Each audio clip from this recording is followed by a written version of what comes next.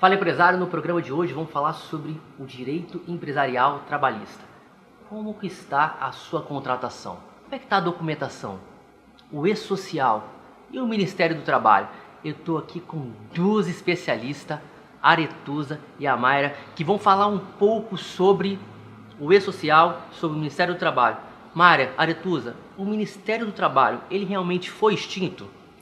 Bom, se a gente for falar sobre a expectativa legislativa, sim, né? Mas sobre a questão da fiscalização, não.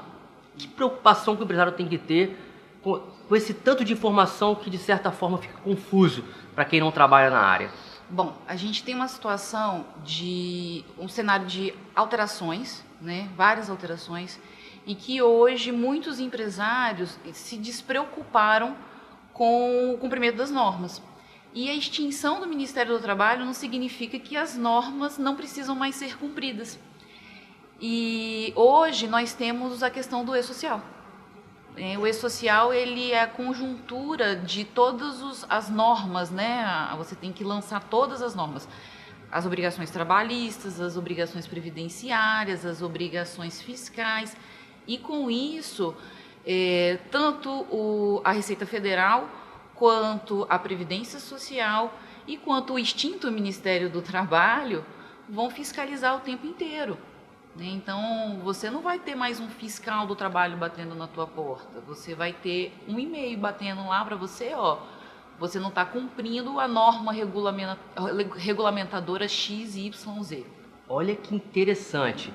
Na verdade, agora não é só um fiscal que vai bater na sua porta, é um e-mail com todos os órgãos da verdade juntos.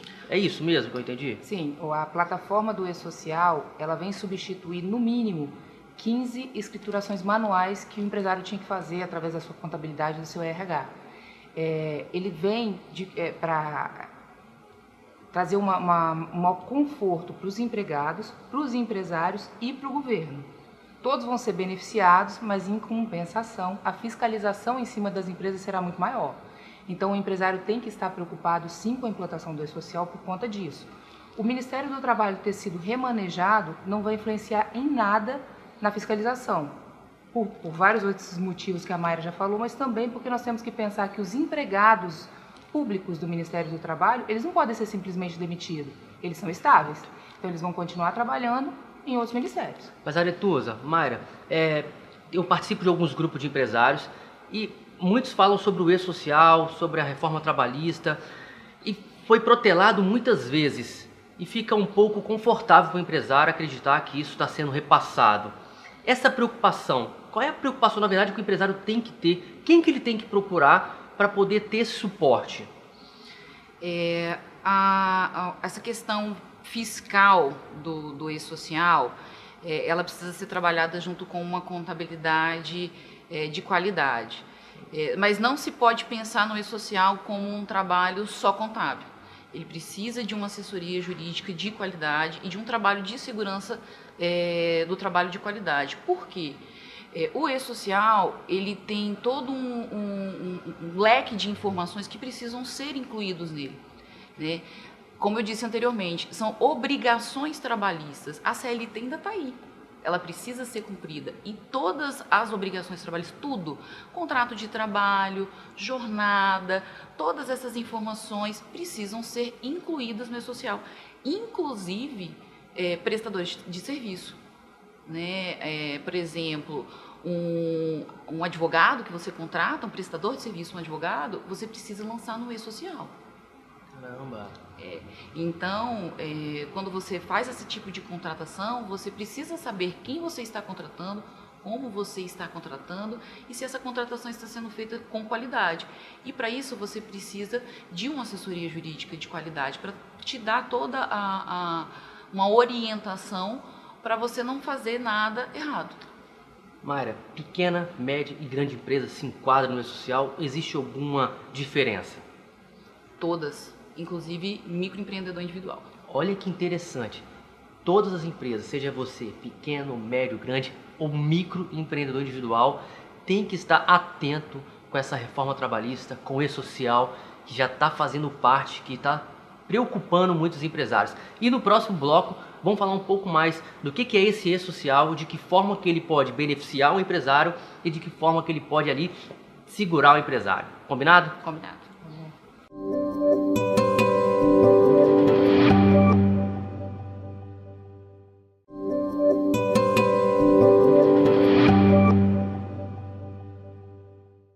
Nós falamos no bloco anterior que realmente o Ministério do Trabalho não foi extinto e que ele está aí e trabalhando firme e forte, não parou. Mayra, Aretusa, fala um pouco mais de quem é essa responsabilidade. É do contador? Quem é o responsável agora para poder fazer essa assessoria junto com o empresário da entrada do e-social? Que preocupação que tem? Antes era de forma aleatória que os empresários eram notificados. De que forma é feito agora? Antes a fiscalização do Ministério do Trabalho era feita de forma aleatória ou por denúncia de algum trabalhador ou do Ministério Público ou mesmo da Justiça do Trabalho. Agora não, como a gente falou, vai ser uma fiscalização sistêmica, porque o empresário, apontando as informações da sua empresa no e-social, tudo já vai lá constar no sistema do Ministério do Trabalho, do FGTS, do INSS, da Receita Federal. A responsabilidade é de quem? A nosso ver, a responsabilidade é do empresário, de fazer cumprir as normas de segurança e saúde do trabalhador, de contratação, da convenção da categoria. Quem vai apontar os dados no sistema é o contador. Então, de fato, quem hoje se próprio denuncia é o próprio empresário, de certa forma. O contador dele vai fazer a anotação daquilo que ele está fazendo da empresa dele. Então, ele vai precisar tomar atitudes que antigamente alguns empresários não tomavam, porque não eram fiscalizados. E porque a gente entende que a rotina de um empresário hoje ela é muito cara. Sim. Por exemplo, contratar um advogado para fazer um contrato de trabalho, para fazer uma interpretação de norma coletiva, regras de segurança e saúde do trabalho demandam engenheiro e médico, e outras situações que o empresário no dia a dia ele deixava de fazer a contratação para economizar, vamos dizer assim. Hoje em dia, se ele quiser andar de acordo com a norma e não ser multado pelo sistema, ele vai ter que fazer essas contratações. E olha que bacana, antes nós nos preocupávamos em economizar no presente. E agora, se você tem uma assessoria jurídica para poder te dar todo o suporte, você tem uma prevenção do que de fato pode acontecer no futuro. É isso que nós temos que ficar preocupados, certo? Certo. É muito importante que o empresário ele faça uma contratação correta. Ele não fique empolgado com as novas formas de contratação que estão sendo divulgadas aí na televisão, nos bate-bocas de empresários por aí. Ele precisa de um especialista para falar se de fato a contratação que ele está fazendo está correta. Eu posso terceirizar? Eu posso contratar um autônomo? Como é que eu tenho que fazer? A jornada de trabalho está de acordo com a convenção coletiva? O meu contrato de experiência de 45 dias está correto? São vários detalhes que o empresário ele não tem condições sozinho de interpretar. Então, uma outra equipe que está sendo muito importante para a empresa é o seu administrativo, financeiro, qualificado, que tenha condições de o mínimo de conhecimento de departamento de pessoal para interagir com a contabilidade e com a assessoria jurídica. Então, para ficar bem transparente e bem claro para que todos possam entender, o E-Social está aí, agora não é de forma aleatória que você será notificado, a sua empresa está sendo totalmente monitorada pelo novo sistema que está sendo implementado, que vai funcionar, na verdade, ele já está funcionando, né? Só não está efetivamente lançado para que todos executem, é isso? Como é que eu explico um pouco mais? Na verdade, existe um cronograma, tá? Esse cronograma ele já está em funcionamento e agora só falta ser implementado para o governo federal. Né? E em 1º de janeiro de 2020, o que vai ser implantado vão ser as rotinas de segurança e saúde do trabalhador. As demais rotinas já estão implantadas para todos os empresários. Então olha que importante, não deixe para a última hora. Para, brasileiro, para de deixar para a última hora. Não coloque a sua empresa em risco, esperar que seja simplesmente lançado no ar e você querer procurar de última hora e depois não conseguir. Essa é a preocupação que nós temos que ter. Fala, Mayra. Essa é a grande preocupação. Por quê? Uma das multas, por exemplo, do e-social, ela gira em torno de 5% do faturamento. Ou seja, uma informação equivocada que você lança no sistema ou uma informação que você deixa de lançar, ela gira em torno de 5% do seu faturamento. Ou seja, esse 5% do seu faturamento atrapalha o seu fluxo de caixa, pode fazer você simplesmente quebrar. Então, a importância da prevenção e de você trabalhar de forma correta, dentro das obrigações, junto com um profissional de qualidade, trabalhando no preventivo, como a Aretusa falou, é muito importante para evitar esse tipo de situação. Não tem necessidade de chegar a esse ponto. Então, no próximo bloco, vamos falar um pouco mais sobre como fazer uma contratação de forma segura, sem se preocupar. Não adianta demitir, contratar, achar que você está reduzindo o seu custo, que você pode ter um custo muito maior. Não é isso mesmo? Exatamente. Até o próximo bloco.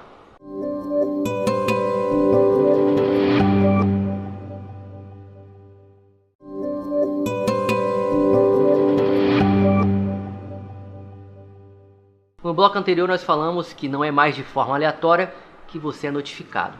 E nesse bloco vamos falar as modalidades de contratação. De que forma você pode contratar que gere uma economia para a sua empresa. Podemos classificar dessa forma.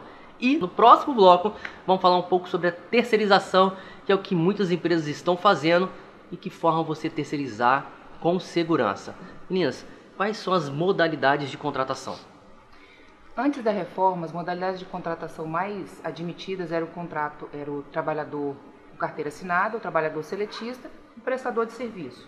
A reforma trabalhista trouxe um leque de contratações diferenciadas, tanto de seletista quanto de prestadores de serviço, que trouxeram uma inovação muito grande para o mercado, muitas dúvidas, e agora, depois de um pouco mais de um ano de reforma trabalhista, elas estão sendo estancadas para saber o que está certo e o que está errado.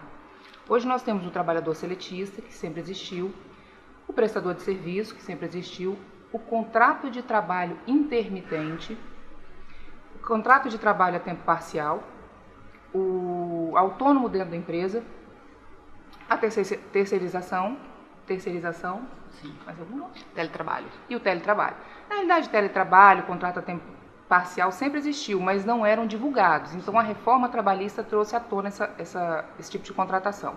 Teletrabalho é o trabalhador com carteira assinada que trabalha dentro de casa. Ele tem um contrato de trabalho específico, algumas situações diferentes de um trabalhador normal, que ele não tem controle de jornada, ele tem um ponto de trabalho dentro de casa que ele faz o seu serviço e algumas atividades corriqueiras que ele segue as da empresa, mas em geral ele tem um trabalho livre. O contrato de trabalho a tempo parcial também é um trabalhador com carteira assinada, mas que por ele trabalhar menos horas durante a semana, ele tem o salário reduzido. Perfeito. A terceirização, nós vamos falar no bloco seguinte, mas é você terceirizar a produção da empresa para uma empresa prestadora de serviço. O contrato de trabalho intermitente é um trabalhador que você mantém dentro da empresa, mas você só chama ele para trabalhar quando você tem demanda. E existem várias características desse contrato que é bem polêmico, que você pode manter um trabalhador dentro da sua empresa o ano inteiro e chamar ele poucos dias para trabalhar. E tem o trabalhador autônomo. Autônomo. Foi uma dos tipos de contratação mais criticados com a reforma. Essa contratação, sim, veio com a reforma. É um trabalhador autônomo que exclusivamente trabalharia dentro da empresa. Sim. Ele teria praticamente todos os requisitos de um vínculo de emprego, mas ele seria um autônomo. Sim. Ia ter uma empresa, emitir uma nota fiscal ou um RPA. E isso foi objeto de polêmica, e o Ministério do Trabalho, em conjunto com o Ministério Público do Trabalho, eles editaram uma portaria para delimitar alguns requisitos para esse tipo de contratação. Então não é só contratar, chegar e quero escolher a modalidade, eu vou contratar e pronto. Não, porque na realidade o que ocorreu foi isso. Com a reforma trabalhista, várias pessoas demitiram empregados seletistas e recontrataram como autônomo. Está errado, não podia acontecer. Então hoje, para você contratar um autônomo, ele tem que ser de uma categoria diferenciada. Tem que ser um corretor de imóveis, um representante comercial, um motorista. Não pode ser, por exemplo, o auxiliar administrativo da sua empresa, que as pessoas estavam fazendo uma contratação como autônomo. Então, na verdade, olha que preocupação. Existem as funções específicas para esse tipo de contratação, certo? Elas não estão delimitadas na lei, na CLT, com a reforma trabalhista. Elas foram instituídas por meio de uma portaria do extinto Ministério do Trabalho, que em conjunto com o Ministério Público do Trabalho criaram alguns requisitos para a contratação desse autônomo. Então, vamos ficar preocupados de que forma que você terceirizou o seu funcionário, se ele está terceirizado, qual é a função dentro da sua empresa que você pode estar acreditando que está tendo uma economia, está tendo uma redução de custo e de certa forma pode estar tendo um problema. Vamos classificar isso mesmo, um problema. Essa é a preocupação que os empresários têm que ter. E eu falo que é de grande valia essa entrevista, poder dar essa informação, uma informação rica, porque quantos empresários estão acreditando que podem reduzir o custo só fazendo contratações de forma aleatória? E te digo mais, com o e-social, essas informações, vamos falar de novo do e-social, elas sendo lançadas, elas vão chamar muito atenção e vão trazer um risco enorme para o empresário, porque a modalidade de autônomo, a modalidade de terceirização, ela tem requisitos próprios, que são totalmente diferentes dos seletistas. O seletista, ele tem pessoalidade, onerosidade, habitualidade, é aquele empregado que tem a carteira assinada que está ali todo dia. Então, se você coloca um autônomo ou você terceiriza a atividade e você coloca esse autônomo e esse terceirizado com os mesmos requisitos que um seletista e essas informações estão no e-social, o sistema ele entende essa informação. E são duas preocupações, desculpa, Mário, tanta preocupação do governo, do sistema e-social, e tanta preocupação que nós temos que ter com o trabalhador também, depois se ele for sair da empresa, certo? Sim, exatamente. Então existe essa preocupação. Então quando você fala que o Ministério do Trabalho foi extinto, que não vão haver fiscalizações e que não se tem essa preocupação, toda essa situação cai por terra quando você tem essa implantação do e-social e essa regulamentação com todas essas informações que vão ser lançadas, toda essa preocupação. Então, existe muitas coisas em risco e muita informação que está sendo divulgada que não é a correta. Se você está preocupado, se a sua empresa está dentro deste quadrante, no próximo bloco nós vamos falar sobre a terceirização e sobre como ter esse suporte jurídico para você não ter que ficar dormindo com a cabeça explodindo, porque no dia seguinte você não sabe o que fazer. No próximo bloco vamos falar sobre terceirização e sobre a prevenção.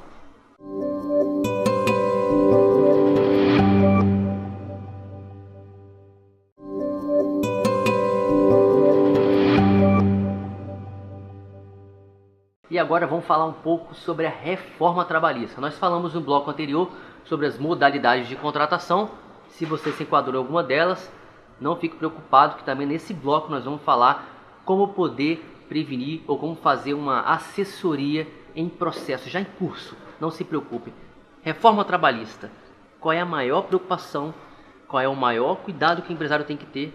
E qual é o maior erro que eles têm cometido depois que entrou o e-social? Terceirização. A terceirização ela vem evoluindo já há algum tempo. Começou com um contrato temporário, depois veio a súmula 331 e com a reforma trabalhista sedimentou a possibilidade de terceirização da atividade fim. E o ano passado o STF decidiu que pode terceirizar tudo, né? E com isso os empresários eles têm entendido que terceirizar a atividade fim é pejotizar. E aí eu explico o que é pejotizar. É você pegar os seus funcionários, demitir e contratar como CNPJ. Tá errado isso? Muito errado. E quem já fez isso? Quem já pejotizou? Olha, falei certo, hein? Isso não é nenhuma palavra, né? Não existe essa palavra no dicionário. Isso foi um termo que foi criado no mundo jurídico para essa situação específica. Pra você ter ideia quão importante que é essa situação.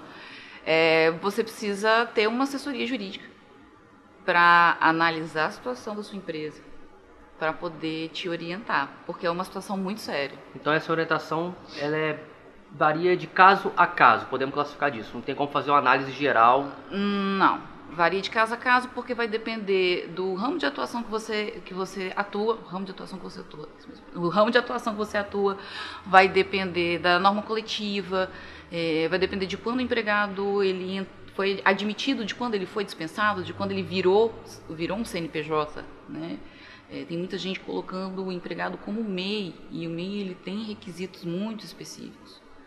Então, tem uma série de análises que precisam ser feitas de forma pormenorizada para que a gente possa orientar o empresário de forma correta para justamente prevenir de um prejuízo futuro, até mesmo para deixar um ambiente de trabalho, né, mais saudável e toda a situação de prevenção que é o nosso foco de trabalho. Você falou do MEI, eu senti uma preocupação um pouco.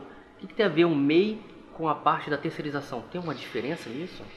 Tem. O que acontece? O microempreendedor individual, ele tem um limite financeiro no qual ele pode trabalhar. Então, o que acontece? Muitas vezes esse MEI, ele recebe muito mais na sua conta do que efetivamente ele declara, do que ele emite lá na nota fiscal. Então, a Receita Federal também está atuando em cima disso e está fiscalizando as contas. Então, é uma preocupação para quem é MEI, que também não acha que está se beneficiando, porque de certa forma pode estar se prejudicando. Olha que legal, um gancho no meio da entrevista, que não estava nem combinado nós falarmos disso.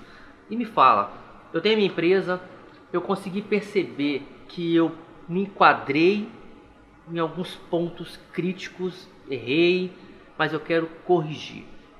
Como que eu faço e o que eu preciso de fazer para no curso já do processo, já está tudo em andamento, já estou meio já aqui preocupado aqui, como que eu faço para poder não me preocupar? É o nosso trabalho. Ter a preocupação de resolver os processos e os processos judiciais e os processos internos da empresa como um todo. E tentar resolver aqueles que já estão errados. Nós criamos um compliance de rotinas trabalhistas que visa isso. Fazer toda uma consultoria nas contratações, nas rotinas como um todo, seja de medicina e segurança do trabalho, seja de adequação de cartão de ponto, de convenção coletiva da categoria, e a gente tem condições de consertar o que está errado dentro da empresa e minimizar os riscos daquilo que não tem conserto. Então vocês dão toda a assessoria em todos os departamentos, praticamente são todos os departamentos ali. Todos os departamentos da empresa. A gente entra, faz uma parceria com o administrativo financeiro, inclusive com a contabilidade, que é uma parte importante dentro da empresa, e a gente consegue, fazendo um trabalho em conjunto, prevenir e tentar resolver aquilo que foi feito de forma equivocada. Na verdade, vocês não estão pegando emprego de ninguém, vocês estão dando todo suporte. Nosso trabalho é reduzir a folha de pagamento do empresário e prevenir futuros litígios que ele poderia vir a ter. Que maravilha! Porque, como a Mayra falou, a terceirização ela não veio com a reforma trabalhista, ela é antiga. Então, as contratações terceirizadas de forma equivocada, elas já surgem há mais de 10 anos. E agora que o tema ficou mais falado na mídia, que as pessoas têm conversado mais sobre isso. Mas as contratações equivocadas da terceirização, elas acontecem há muitos anos. E teve muitos casos aí de processos, né? Processos Sim. que faliram muitas empresas, né? Muitas. Nós conhecemos algumas. Isso é muito triste. Inclusive, foi por esse motivo que nós criamos o compliance de rotinas trabalhistas. E nós temos, inclusive, um case de sucesso nesse sentido, de que uma vez aplicado, nós conseguimos reduzir o custo da folha da empresa, porque ela começou a fazer aplicar efetivamente, custos na questão da previdência, custo na forma de contratação efetivamente, porque a gente orientava, vamos contratar um contrato a tempo parcial dentro dessa atividade aqui, porque você não tem necessidade de um empregado o dia inteiro aqui. Ou vamos, nessa atividade aqui, o correto seria, de repente, você contratar uma empresa para terceirizar, como, por exemplo, na atividade de limpeza. Né? Existem empresas especializadas. Então, esse tipo de orientação que a gente faz. E o empresário, ele tem que tocar o negócio dele. Esse tipo de coisa quem tem que fazer somos nós. O empresário não tem que estar preocupado com isso. E é muito importante você procurar um especialista. Eu sempre friso isso em todas as entrevistas que eu faço. Qual é a grande mesmo diferença de você ter um especialista? Eu estou com duas especialistas que são especialistas no empresarial trabalhista, que se preocupam tanto com o seu trabalhador, tanto com a sua empresa, não simplesmente de uma forma geral, mas ela consegue trabalhar especificamente em cada caso. Então, se você procurar um advogado, eu indico para você, procure um especialista. Se você quiser procurar qualquer uma das duas aqui, fala comigo que eu faço questão de fazer essa ponte, indicar vocês para elas. Meninas, vou falar meninas no final, que já estamos bem familiarizados aqui. Agradeço muito essa entrevista, eu acho que foi uma entrevista rica, com muito conteúdo, com muita informação, que sem dúvida, se o empresário que está ali daquele lado, olhando aquela câmera, vendo essa entrevista, olhando a câmera não, vendo a entrevista, vendo a gente aqui na frente da câmera, eles vão poder saber que eles têm um suporte e não vão precisar de ficar mais preocupados, porque eles sabem que existem profissionais especializados que podem resolver o caso. Eu agradeço. Nós que agradecemos. Nós que agradecemos.